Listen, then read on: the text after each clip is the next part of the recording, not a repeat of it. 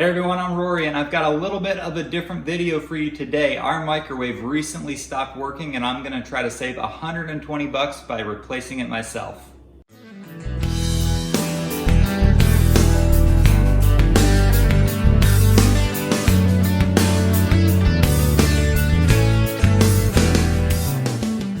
So the first thing I need to do is take out the old microwave, and it's held in place in 3 different places. There's a bracket that goes underneath on the back that's screwed to the wall, as well as 2 screws up top. I've laid down a towel here over the range because it's a glass range and I don't want anything to fall on it, break it, or scratch it. All right, so here we are in the upper cabinet. You can see how it's plugged into an outlet here in the back. I'm gonna unplug that. And then here's the first screw that's mounted to on the top, and the second screw over here. So I'm gonna unscrew those and support it underneath while I do that.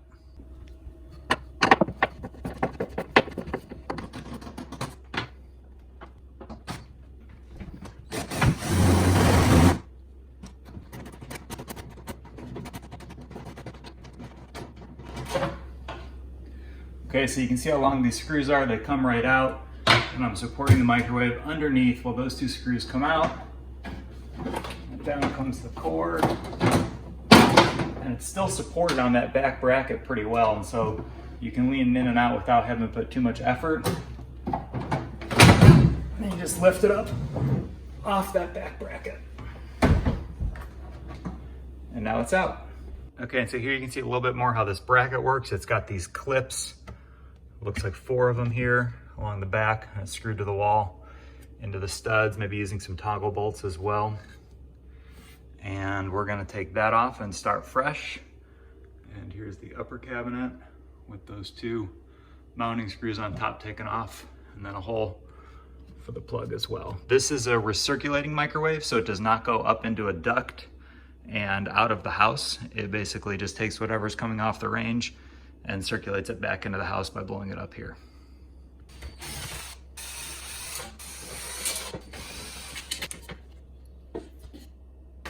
All right, so this model came with a template for the back brackets, and I've went ahead and cut it out, and I'm just gonna tape it up here and then follow the instructions for all the holes I need to drill so it's mounted securely. So the instructions call for 2 screws over here holding the bracket in place, and those are going to be done using toggle bolts because there's no studs right here. And then the instructions say at least 1 other place that there needs to be a wood screw going into the stud, and that I can see is going to be right here in this location. So I'm going to drill those 3 pilot holes, 2 for the toggle bolts and 1 for the wood screw. But before you do that, make sure you check for level.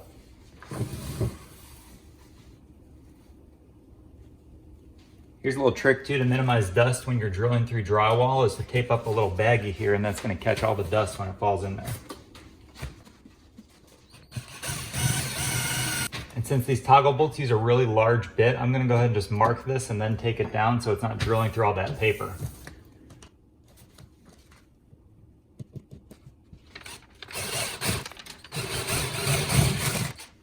Okay, so it looks like I've actually got a stud right here where this one was supposed to go, so I'm just going to switch gears real quick and use my 3/16 bit for the wood screw. All right, and since this doesn't vent to the outside, I don't need to worry about this gray box here, so that means I'm done with this template. So for the toggle bolt, I go ahead and disconnect the toggle and put the bolt right through this B right here. And then I can put the toggle back on. I'm not gonna screw it all the way on, just a little bit. And then the way that this works is this clamps down, goes inside the wall, and after it's past the drywall, it opens back up real quick and makes it really strong inside the drywall. You can see how that goes in there. And then this lines up with the other holes that I drilled. And I'm ready to secure this.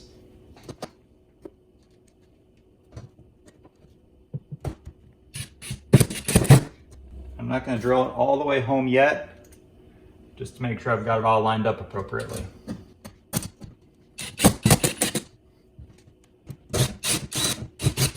You can see as that tightens up, that pulls that bolt, that toggle bolt, all the way up against the back of the drywall and makes it really tight.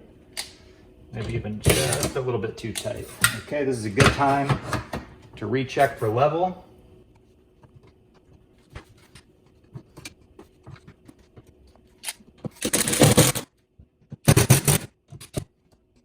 All right, you can see that's not going anywhere.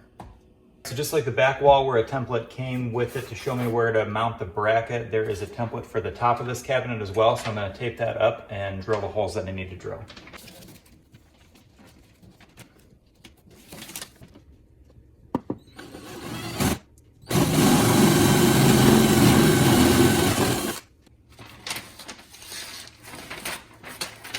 Since my cabinet has a little bit of a recess under here, the plans call for a couple of little blocks that I made up to make up that gap. And so I made these up in the shop and gonna install those with some CA glue.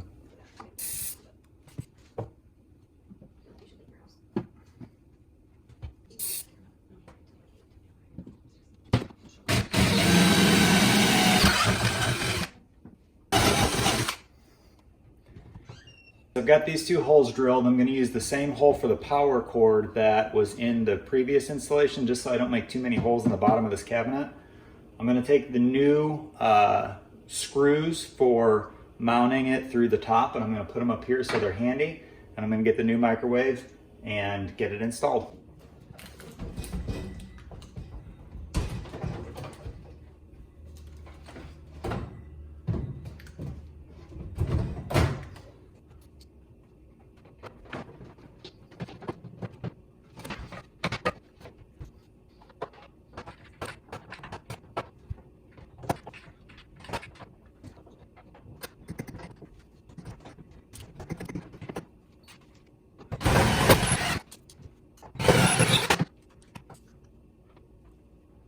All right, looks good.